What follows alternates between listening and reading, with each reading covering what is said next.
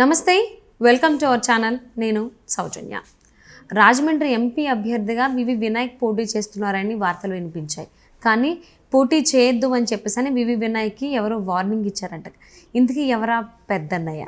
దాని తర్వాత అంటే వివి వినాయక్ గారు పోటీ చేయను అని చెప్పిన తర్వాత రాజానగర్ ఎమ్మెల్యేని రాజమండ్రి ఎంపీగా వైకాపా నిలబెట్టబోతోంది అన్నట్టుగా వార్తలు వినిపిస్తున్నాయి. ఈ వార్తల్లో వాస్తవం ఎంత ఏంటి పూర్తి వివరాలను మనకు తెలియజేయడానికి, వారి విశ్లేషణని మనతో పంచుకోవడానికి ఈరోజు మనతో పాటు ఉన్నారు సీనియర్ జర్నలిస్ట్ జగదేవ్ గారు ఉన్నారు. వారితో మాట్లాడదాం. నమస్తే అండి. నమస్తే. రాజమండ్రి ఎంపీ అభ్యర్థిగా వైకాపా నుంచి వివి వినాయక్ పోటీ చేయబోతున్నారని వార్తలు వినిపించినాయి. అదే నిజం, అది ఫిక్స్ ఏమో అనుకున్నాం. కానీ కట్ చేస్తే వివి వినాయక్కి ఒక ఫోన్ కాల్లో ఎక్కడో మొత్తానికి వార్నింగ్ వెళ్ళింది పెద్దన్నయ్య దగ్గర నుంచి.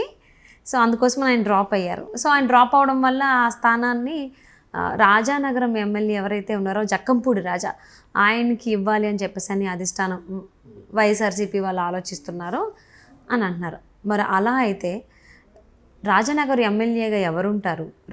ఇప్పుడు ప్రజెంట్ రాజానగర్ ఎమ్మెల్యే జక్కంపూడి రాజా గారు రాజమండ్రి ఎంపీ అయితే అసలు ఈ వార్తలకు సంబంధించి పూర్తి డీటెయిల్స్ ఏంటి అంటారు?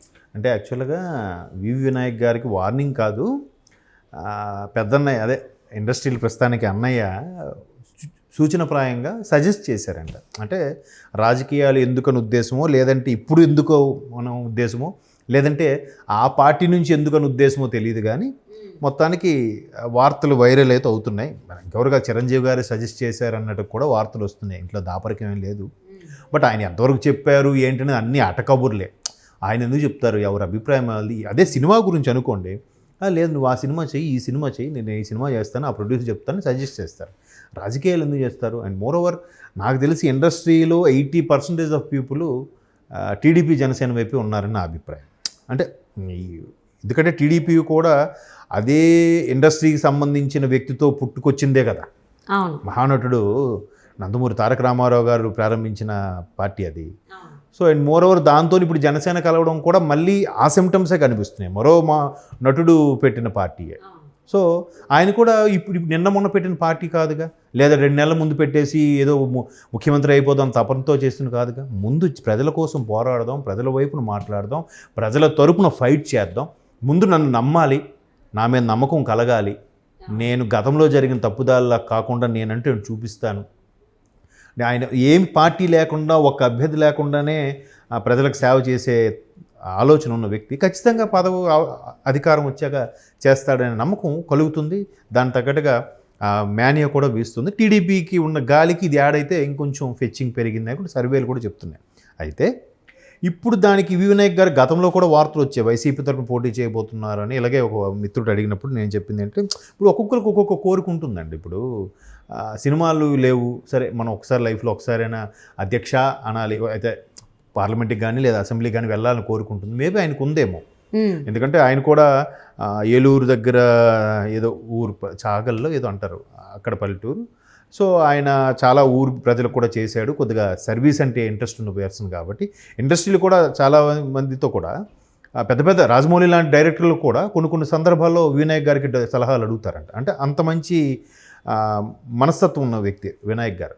సో ఆయన ఏలూరులో పోటీ చేస్తారా, బందర్లో పోటీ చేస్తారా, రాజమండ్రిలో చేస్తారని గతంలో వార్తలు వచ్చాయి. ఎంతవరకు వాస్తవం తెలియదు. ఇప్పుడు ఏంటంటే ఆయన రాజమండ్రి నుంచి పోటీ చేస్తారని, కానీ ప్రభుత్వ వ్యతిరేకత తీవ్రంగా ఉన్న నేపథ్యంలో ఆయన దాని నుంచి తప్పుకుంటున్నారన్నట్టుగా వార్తలు వచ్చాయి. అయితే వైసీపీ ఇప్పుడు జగన్మోహన్ రెడ్డి గారు ఏం చేస్తున్నారంటే చాలా వరకు షఫుల్ చేస్తున్నారు. కొంతమందికి అయితే 90 మంది వరకు సిట్టింగ్ ఎమ్మెల్యేలకి ఈసారి మొండి చేయి చూపించే అవకాశం ఉంది. రాజమండ్రి ఎంపీ అభ్యర్థిగా రాజానగర్ ఎమ్మెల్యే జక్కంపూడి రాజా గారిని తీసుకొచ్చి ఇక్కడ పోటీ చేయించి ఆయన కొడుకుని జక్కంపూడి గణేష్ గారిని రాజానగర్ నుంచి ఎమ్మెల్యే అభ్యర్థిగా బరిలోకి దిగబోతున్నారు. ఆయనకి బీఫామ్ ఇచ్చే అవకాశాలు ఉన్నాయని వార్తలు ఉన్నాయి. అయితే ఇక్కడ మళ్ళీ ఇంకో క్వశ్చన్ మార్క్ ఏంటంటే, ఆల్రెడీ అదే ఇండస్ట్రీకి చెందిన మార్గాని భరత్, ఆయన పేరు, ఒక్కొక్క సినిమా హీరోగా చేశారు. భరత్ రాజమండ్రి ఎంపీ కదా ఆయన, మార్గాని భరత్. ఆయన మన ఇండస్ట్రీకి చెందిన వ్యక్తే. ఆయన హీరోగా ఒక సినిమా కూడా చేశారు. సో ఆయనకి ఇప్పుడు ఇంకెక్కడ స్థానం కల్పించబోతున్నారు, ఆయన మొండి చేయి చూపించబోతున్నారని అదో క్వశ్చన్ మార్క్. చూడండి, అంతా వైసీపీ అంతా క్లమ్జీగా ఉంది. అంటే ఎంతవరకు వార్తలు ఇవి ఎంతవరకు వాస్తవం అని తెలియదు. మేబీ ఆ శ్రేణులు మాట్లాడుకున్నది ఆ నోట ఈ నోట బయటకు వచ్చిందే కదా, కార్యకర్తలు స్థానికంగా ఉండే వ్యక్తులు మాట్లాడుకున్నదే. ఎందుకంటే ముఖ్యమంత్రి జగన్మోహన్ రెడ్డి గారు కూడా రోజు ఒక్కొక్క ఏరియా వైజ్గా ఒక్కొక్కరు పిలిపించి మాట్లాడుకొని మీకు ఈ స్థానం ఇస్తాను, మీకు ఇది ఇవ్వను, మీకు అక్కడ అబ్బాయికి ఇస్తాను, మీకు ఈ స్థానం ఇస్తాను, మీకు ఎమ్మెల్సీ ఇస్తాను, లేదా మీకు నామినేట్ పోస్ట్ ఇస్తాం అన్నట్టు. ఇంతకుముందు మనం బొత్స గారి గురించి కూడా అదే మాట్లాడుకున్నాం. బొత్స గారి కుటుంబంలో ఇంచుమించు 4 ఎన్నో టికెట్లు ఇస్తారు జనరల్గా. ఎంపీగా వాళ్ళ మిస్సెస్కి, అతనికి, వాళ్ళ తమ్ముడికి, వాళ్ళ మేనల్లుడికి, నెక్స్ట్ దూరబంధు బాబాయ్ ఏదో సంథింగ్ అవుతారు, ఆయన ఒకరు ఉన్నారు. సో వాళ్ళందరికీ కూడా ఇస్తారు. కానీ ఈసారి ఏం చెప్తున్నారంటే ఓన్లీ మీ మేనల్లుడికి ఇవ్వబోతున్నాం, తర్వాత మీ మిస్సెస్ బొత్స ఝాన్సీ గారికి ఇవ్వబోతున్నాం, మిగతా వాళ్ళకి వేరే ఆల్టర్నేషన్ చూస్తాం అన్నట్టు చెప్పినట్టు కూడా వార్తలు వస్తున్నాయి. సో అలాగే ఇక్కడ రాజమండ్రిలో గారి జక్కంపూడి రాజా గారికి ఎంపీ అభ్యర్థిగా పోటీ చేస్తే, లోక్సభ అభ్యర్థిగా, మరి అక్కడ ఉన్న భరత్ గారికి ఎక్కడ అవకాశం ఇస్తారనేది అది క్వశ్చన్ మార్క్. సో అలాగే పోనీ రాజానగర్ ఎమ్మెల్యేగా భరత్ గారికి పంపిస్తారంటే కాదు. రాజానగర్ ఎమ్మెల్యేగా జక్కంపూడి రాజా గారి అబ్బాయి గణేష్ గారిని పెట్టి నిలబెట్టించే ఆలోచనలు ఉన్నారని అదొక వార్త. ఇప్పుడు రకరకాలుగా, ఇప్పుడు పేరుని నాన్నగారికి కాకుండా వేణి నాన్నగారి అబ్బాయికి ఇచ్చే ఆలోచన ఉందని ఇప్పుడు ప్రతి దగ్గర కూడా షఫుల్ చేస్తున్నారు. కొన్ని దగ్గరలో మొండి చేయి చూపిస్తున్నారు, ఇంకో దగ్గర ఇచ్చే అవకాశం ఉంది. ఒంగోలు కూడా తీసుకుంటే బాలినేని గారు మళ్ళీ ఇష్యూ ఏదో షార్ట్ అవుట్ అయింది, బాలినేని గారికే ఛాన్స్ ఉంటుంది, మాగుంట గారికి ఛాన్స్ ఉండట్లేదు అంటున్నారు. మరోవైపు నెల్లూరు తీసుకుంటే అనిల్ కుమార్ గారికి ఈసారి కూడా ఛాన్స్ ఉండకపోవచ్చు అని వార్తలు వస్తున్నాయి. రకరకాలుగా అసలు ఆంధ్రప్రదేశ్లో రాజకీయ పరిణామాలు ఎలా మారుతున్నాయంటే చాలా కరెక్ట్. ఉదయం ఒక వార్త ఉంటే మధ్యాహ్నం ఇంకో ఉంటుంది, ఈవినింగ్ ఇంకోటి మారిపోతుంది, నెక్స్ట్ డే కంప్లీట్ సీన్ కొత్త పర్సన్ పేరు వస్తుంది. అవును, కొత్త పేరు తెర మీదకి వస్తుంది. అంటే ఇది ఏది కూడా బీఫామ్స్ ఇచ్చే అభ్యర్థుల లిస్టు ఏ పార్టీకి వైజ్ ఆ పార్టీగా ప్రకటిస్తే కానీ ఒక క్లారిటీ రాదు. అంటే వైసీపీ వాళ్ళంతా కూడా ఏదైనా కన్ఫ్యూజన్లో ఉన్నారా టికెట్ల కేటాయింపులో? ఇంతమంది పేర్లు ఎందుకు వినపడుతున్నాయి ఒకే స్థానానికి సంబంధించి? అదేంటి, ఇప్పుడు ఎప్పుడైతే ప్రభుత్వ వ్యతిరేకత పెరిగింది అని చాలామంది విశ్లేషకులతో పాటు నా అభిప్రాయం కూడా అదే అనుకుంటున్న నేపథ్యంలో, అంటే ఒకవేళ ఇక్కడదక్కడ మార్చితే ఏమైనా గెలుస్తామా, లేదంటే ఏదైనా మతలబు జరుగుతుందా అనే ఆశలో ఆలోచనలో ఉన్నట్టున్నారు. కానీ ఇప్పుడు ఇక్కడ గెలవడు అనుకున్న ఏదైతే పీకే గారు సర్వే ఇచ్చారు, సర్వే రిపోర్ట్ ద్వారా జగన్మోహన్ రెడ్డి గారి పేర్లు మారుస్తున్నారు అంటున్నారు. కానీ ఒకవేళ ఇక్కడ గెలవని వ్యక్తి ఇంకో దగ్గరికి వెళ్తే ఎందుకు గెలుస్తారని అనుకుంటున్నారు? ఇక్కడ స్థానికంగా బలం ఉన్న అదే నియోజకవర్గంలోనే గెలవని అభ్యర్థి వేరే నియోజకవర్గంకి వెళ్తే అక్కడ కొత్త కదా. ఏదో సామెత అన్నట్టు ఒక ఊరు రాజు ఇంకో ఊరికి బంటుట. ఎందుకంటే ఆ ఊరిలో తెలియచ్చు తెలియకపోవచ్చు, ఆ ఊరిలో వాడు పక్క ఊరు రాజు. ఇప్పుడంటే సోషల్ మీడియాలో వైరల్ వచ్చేసి ఏ ఊరు ఏ రాజు ఏ ప్రధాని ఏ ముఖ్యమంత్రి తెలుస్తుంది. కానీ ఒకప్పుడు చక్రవర్తులు కూడా తెలిసేది కాదు. అందుకే మారువేషాలు వాళ్ళు తిరిగేవారు. ఎవరు మీరంటే మేము పక్క ఊరు నుంచి వచ్చామా అనేవారు సమస్యలు తెలుసుకోవడానికి. ఎందుకు? అప్పుడు ఫోటోలు నెట్వర్క్ ఏం లేవు కాబట్టి.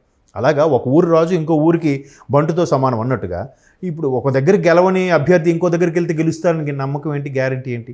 బట్ లోక్సభ అభ్యర్థి మాత్రం అసెంబ్లీకి వచ్చి పోటీ చేస్తే కొంత ఆ ఫేస్ తెలుస్తుంది. ఎందుకంటే లోక్సభ నియోజకవర్గం పరిధిలో ఒక 6-7 అసెంబ్లీ నియోజకవర్గాలు ఉంటాయి కాబట్టి ఆ 6-7 నియోజకవర్గాలు ఎక్కడ పోటీ చేసినా సరే ఎంపీగా చేశారు, ఇప్పుడు ఎమ్మెల్యేగా చేస్తున్నారు, ఈయన మనకు కొద్దిగా తెలుసులేరా అనే భావన ఉంటుంది. అలా కాకుండా ఎమ్మెల్యేగా చేసేవాడు ఈ నియోజకవర్గం పక్క నియోజకవర్గం మహా తెలుస్తుంది. కొద్దిగా మంత్రిగా చేస్తే కొద్దిగా వేరే లెవెల్లో ఉంటుంది. మంత్రిగా చేయకుండా ఉన్న వాళ్ళు ఎంతమందికి సుపరిచితంగా ఉంటారు, ఎంతమందికి ఆ ముఖం తెలుసు? బట్ సోషల్ మీడియాలోనో టీవీలో తెలుస్తాయి తప్ప ఈయన అక్కడ కూడా ఈయన మన నియోజకవర్గం ఏం చేశాడరా, ఈయన ఎలా నమ్మాలరా అని డౌట్ వస్తుంది రాదా? అవును, దానికి తోడు ఇప్పుడు వివి వినాయక్ వద్దన్న తర్వాత రాజమండ్రి ఎంపీగా జక్కంపూడి రాజా గారికి ఇవ్వడం, ఆయన తీసుకుంటారా లేదా అనేది కూడా ఒక పాయింట్. Yes, exactly. అది కూడా మనకు తెలియదు. ఇప్పుడు మనం అనుకుంటున్న ఆ నోట ఈ నోటంటా వచ్చిన మాటలే తప్ప మీరు అన్నట్టు అక్కడ భరత్ గారు ఉన్నారు ఆల్రెడీ. భరత్ గారు ఉంటుండగా మరి ఆయనకి ఇవ్వరా? ఆయన ఆల్రెడీ సిట్టింగ్ ఎంపీ. ఆ భరత్ గారికి ఇవ్వకుండా ఈయనకి ఇస్తే ఒకవేళ మరి భరత్ గారిని ఎక్కడ పెడతారు? మళ్ళీ ఈయన స్థానాన్ని వాళ్ళ అబ్బాయికి ఇస్తున్నప్పుడు జక్కంపూడి రాజా గారి అబ్బాయి జక్కంపూడి గణేష్ గారికి. సో ఈ రకంగా ఆలోచించుకుంటే చాలా చిక్కుముళ్ళు ఉన్నాయి వైసీపీ అభ్యర్థులకు సంబంధించి, ఆ ఎంపికలో కావచ్చు, వాళ్ళు ఇచ్చినటువంటి సీట్ల కేటాయింపులో కావచ్చు. సో చూద్దామండి. వివి వినాయక్ గారు వద్దన్న తర్వాత రాజమండ్రి ఎంపీగా రాజనగర్ ఎమ్మెల్యే అయినటువంటి జక్కంపూడి రాజా గారికి ఇస్తారు అనడం, అదನ್ನು యాక్సెప్ట్ చేస్తారా లేకపోతే వద్దు అంటారా? అసలు ఏంటి రాబోయేటువంటి రోజుల్లో తెలిసి వస్తుంది కాబట్టి వేచి చూద్దాం. Thank you so much for spending your valuable time with us, Jagadev గారు. Thank you.